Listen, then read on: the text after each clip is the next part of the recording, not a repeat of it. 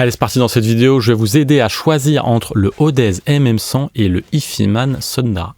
Alors, Audeze MM100 et Ifiman Sondara, peut-être que vous avez entendu parler que d'un de ces deux casques parce qu'il y en a un qui est pensé, marketé pour le studio, le Audeze MM100, et puis il y en a un autre qui est pensé pour la Ifi, le Ifiman Sondara, comme son nom l'indique. Ces deux casques, donc, qui sont assez différents, mais qui partagent le fait que sous 500 €, ce sont mes top recommandations, c'est vraiment parmi mes casques favoris, sous 500 €. Alors, je vous l'ai dit, peut-être que vous connaissez que l'un ou l'autre, parce que peut-être que vous êtes plutôt studio ou plutôt Ifi, mais je voulais faire cette vidéo pour m'adresser aux deux mondes et vous aider à choisir parmi ces deux casques. Alors, je vous l'ai dit, ces deux casques que j'adore, je les trouve vraiment super. Le Ifiman Sondara en plus est à un peu plus de 300 €, donc quand je vous dis moins de 500 € en fait, c'est vraiment une bonne affaire parce qu'il coûte seulement un peu plus de 300 €. C'est parmi mes casques favoris de chez Ifiman, sous 1000 € même, je trouve c'est vraiment super. Je le trouve encore meilleur par exemple que le Edition XS ou que le Ananda. Et le Ifiman et le Audeze MM100, lui, c'est un peu plus récent. C'est un casque qui reprend l'héritage du MM500 qui est devenu très populaire et qui vaut quand même 2000 €. Mais là, à 500 €, on a un casque planaire magnétique de chez Audeze, c'est une première. Et il est très très populaire donc en studio. Alors, pourquoi je compare les deux? Parce que il m'arrive souvent de faire tester les deux. Souvent, des gens sont venus tester des casques chez moi.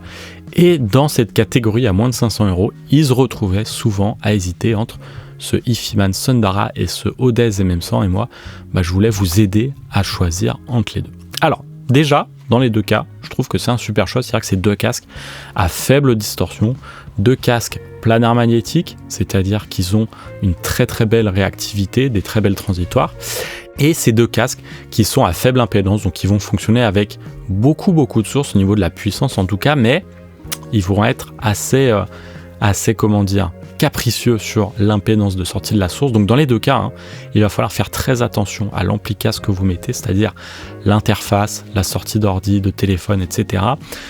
Si vous avez une interface audio, attention, l'impédance risque d'être trop élevée. J'ai fait des vidéos sur le sujet, je vous laisse ça en description.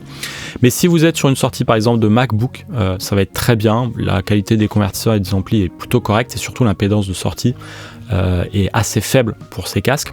Donc attention au mariage ampli casque sur ces casques, ça c'est vraiment ce que partagent ces deux casques. Il va falloir faire très attention sur l'impédance de sortie que vous utilisez. Plus d'infos évidemment en description. Bon, comment choisir alors entre ces deux casques qui sont tous les deux situés sous 500 €, qui peuvent tous les deux convenir à un usage studio ou Wi-Fi?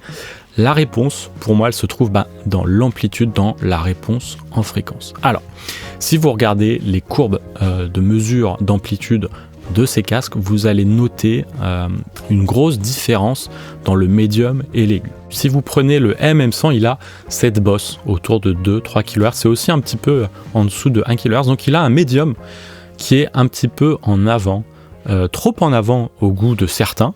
Et ça, c'est vraiment évidemment au goût de certains, c'est une tonalité qu'on peut ajuster avec de l'égalisation, etc. Mais voilà, si vous ne faites pas d'égalisation et que vous voulez un médium qui n'est pas trop en avant, c'est pas le MM100 qui vous faudra, ce sera plutôt le Sondara. Le Sondara, lui, il a donc un médium légèrement en retrait, c'est un peu l'inverse, quoi.